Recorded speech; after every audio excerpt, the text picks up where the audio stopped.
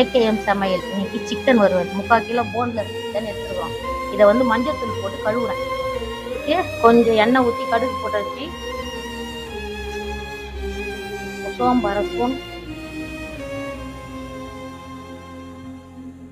பட்டை லவங்கம் பிரிஞ்சி இலை கொஞ்சம். இப்போ இது பொரிஞ்ச உடனே வெங்காயம் போடணும். இப்போ பாருங்க 4 வெங்காயம் கட் பண்ணி வச்சுக்கிறோம், 2 பச்சை மிளகா, கொஞ்சம் கருவேப்பிலை. இதை அப்படியே போட்டுருவோம்.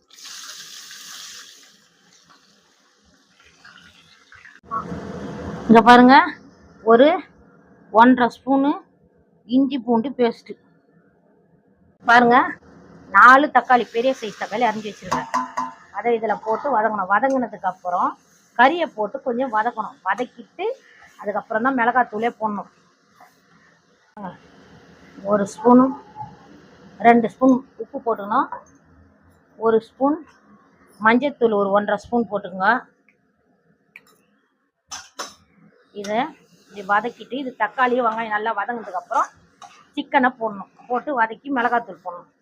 எல்லாம் வதங்கிடும். வதங்கினதுக்கப்புறம் 3/4 கிலோ இது இல்லை சிக்கனு, அதனால் 3 ஸ்பூன் மிளகாத்தூள், 3 ஸ்பூன் மிளகாத்தூள் போட்டு கலரிட்டு இந்த சிக்கனை இதில் போட்டு கலரணும்.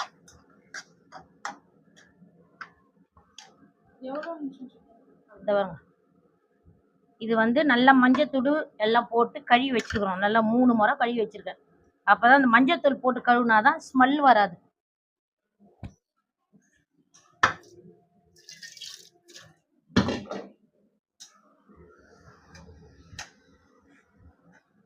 இங்கே பாருங்க இந்த மாதிரி இது கலரணும். இதில் வந்து தண்ணி வரும். நம்ம தண்ணி ஊற்றவே கூடாது. இதை பண்ணிட்டு